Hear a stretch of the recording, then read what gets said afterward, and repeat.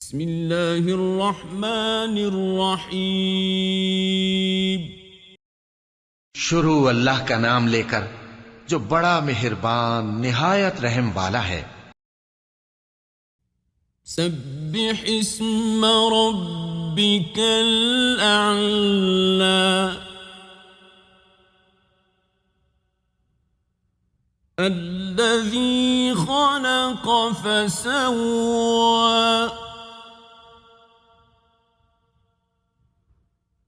वल्लज़ी क़द्दर फहदा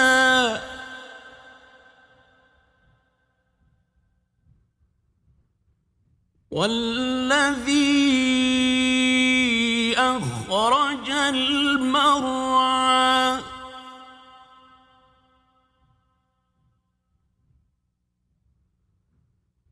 فجعله غثاء أحوى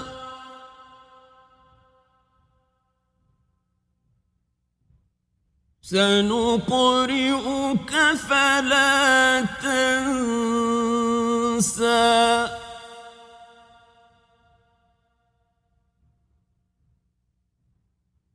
إلا ما شاء الله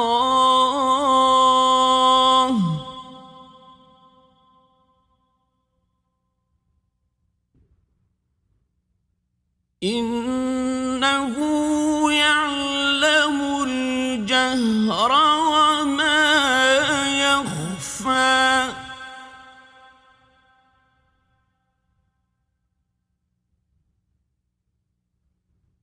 ونيسرك لليسرى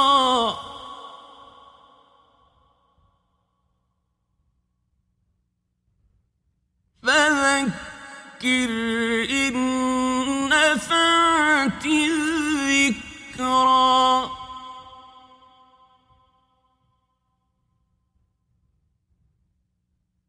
سيذكر من يخشى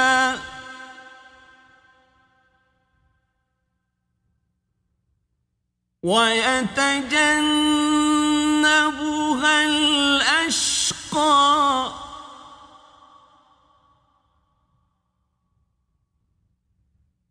الذي يصلى النار الكبرى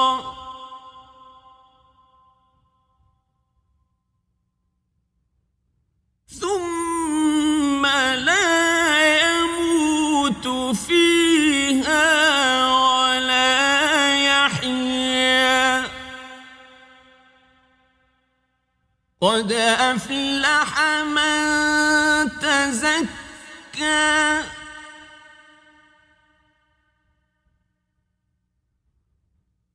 وذكر اسم ربه فصلى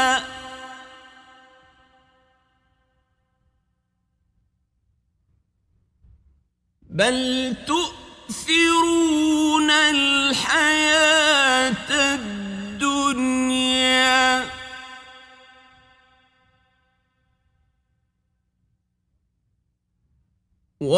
والآخرة خير وأبقى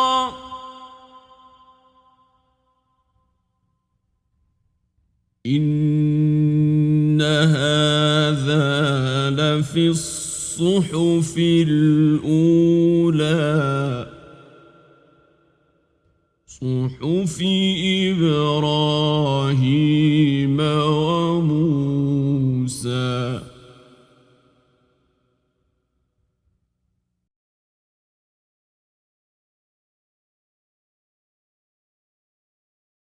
ए पैगंबर सल्लल्लाहु अलैहि वसल्लम, अपने परवरदिगार आलीशान के नाम की तस्बीह करो, जिसने इंसान को बनाया, फिर उसके आज़ा को दुरुस्त किया, और जिसने उसका अंदाजा ठहराया, फिर उसको रास्ता बताया, और जिसने चारा उगाया, फिर उसको सियाह रंग का कूड़ा कर दिया। ए नबी सल्लल्लाहु अलैहि वसल्लम, हम तुम्हें पढ़ा देंगे, फिर तुम फरामोश न करोगे, مگر جو اللہ چاہے، وہ کھلی بات کو بھی جانتا ہے اور چھپی کو بھی، اور ہم تم کو آسان طریقے کی توفیق دیں گے۔ سو جہاں تک نصیحت کے نافع ہونے کی امید ہو، نصیحت کرتے رہو۔ جو خوف رکھتا ہے وہ تو نصیحت حاصل کرے گا، اور بے خوف بدبخت اس سے کترائے گا۔ جو بڑی تیز آگ میں داخل ہوگا، پھر وہاں نہ مرے گا اور نہ جیے گا۔